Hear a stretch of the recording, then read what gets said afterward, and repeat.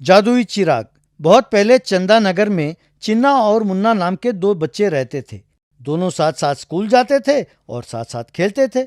चिन्ना जरा शांत स्वभाव का था, लेकिन मुन्ना बातूनी था।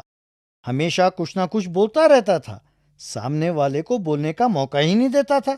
एक दिन जब दोनों स्कूल से लौट रहे थे तो रास्ते में एक सोने का चिराग दिखाई दिया।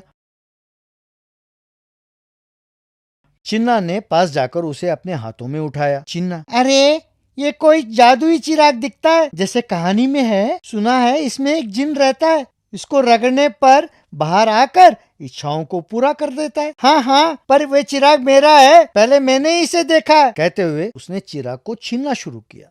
चिन्ना, ये अन्याय है, मैंने ही इसे पहले देखा था। कहते हुए उसे जोर से पकड़ा।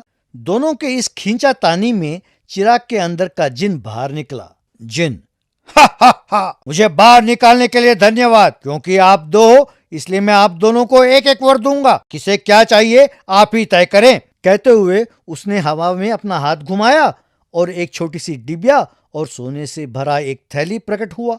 जिन ने कहा, इन दोनों के बारे में बताता हूँ, सुनो। कुछ कहने की जरूरत नहीं है। एक कोई काम ना आने वाली डिबिया और एक सोने से भरी थैली। मुझे सोने की थैली ही चाहिए। जिन वहां से गायब हो गया। दोनों अपनी अपनी वस्तुओं को लेकर वहां से चले गए। मुन्ना अपने पैसों से एक आलीशान घर बनाकर नौकर चाकर के साथ बड़े आराम से रहने लगा। पसंद का भोजन करता था। अपने दोस्तों से मिलना छोड़ दिया। कुछ दिन बाद उसके पास जो पैसे थे वो खर्च हो गए। नौकरों को तनख्वाह ना मिलने की वजह से वो घर छोड़कर चले गए। पैसे खत्म होते ही उसे अपना घर बेचना पड़ा और वो जाकर एक पेड़ के नीचे रहने लगा। एक दिन चिन्ना वहां से गुजर रहा था तो मुन्ना को देखा। मुन्ना, क्या हुआ? पेड़ के नीचे क्यों रह रहे हो? पैसों का क्या हुआ? मुन्ना ने जो हुआ सब बताया। तब चिन्ना, अरे रे, ठीक है, तुम मेरे साथ आकर रहो, तुम्हें कोई कमी नहीं होने दूंगा, ठीक है? वहां से दोनों चले गए। उसके बाद एक बड़े बंगले के पास आए।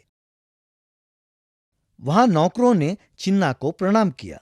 चिन्ना, क्या ये तेरा घर है? बहुत बढ़िया है। उस दिन लालच में आकर मैंने सोने की थैली ले लिया था, पर तुमने तो डिब्बा लिया। पर क्या था उस डिब्बे में? मैंने उस दिन जब डिब्बा खोला तो उसमें एक कागज था।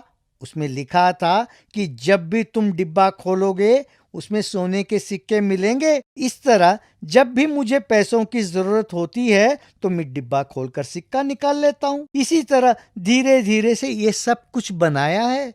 अरे, उस जिन की पूरी बात ना सुनकर मैंने गलती की, इसीलिए ऐसा हुआ। तब से दोनों खुशी खुशी रहने लगे।